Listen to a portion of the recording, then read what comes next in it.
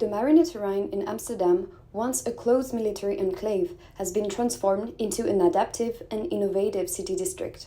A public living lab where experimentation is set to keep cities livable for everyone. The Marineterrein is publicly owned, but operated through partnerships with companies and knowledge institutions. It promotes an image of openness and collaboration, but we must ask, is the space truly open to the public, or does it perform an image of publicness? While walking around, we asked whether Lee and Al's conditions for an ideal public space are met. Can everyone access it? Does it allow for unplanned activities? Are people free to use the space beyond the rules of social civility?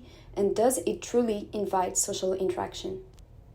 Access to many facilities at Marineterrein is mediated through payment or digital tools.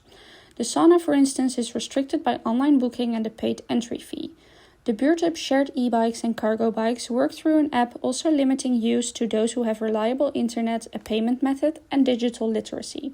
Even Droppy, a smart recycling container, requires users to scan a QR code via an app to drop off waste and receive small financial rewards.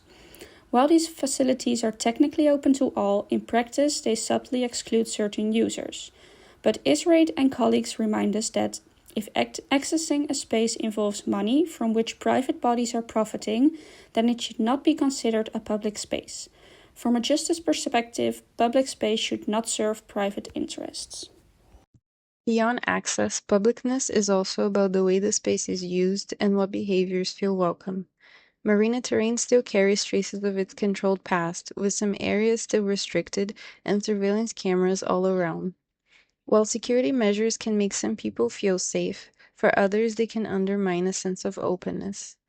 Some other experiments produce controlled experience instead of leaving room for unplanned uses and practices. Binnenhaven, once a popular wild swimming spot, became an official regulated swimming spot in 2025, subject to control, surveillance, and seasonal rules, reducing the sense of public freedom associated with swimming. In urban living labs, experiments often don't test technology using people, but test people using technology, a manipulation through design. At Marineterrein, the grass strips are designed to guide movement and prevent large crowds from forming. The selective access to experiment labs, regulated use of areas, use of visitors as guinea pigs rather than meaningful co-creators shows that the Marineterrein presents an idealized notion of the public sphere, but in practice, the space isn't fully accessible nor inclusive to all.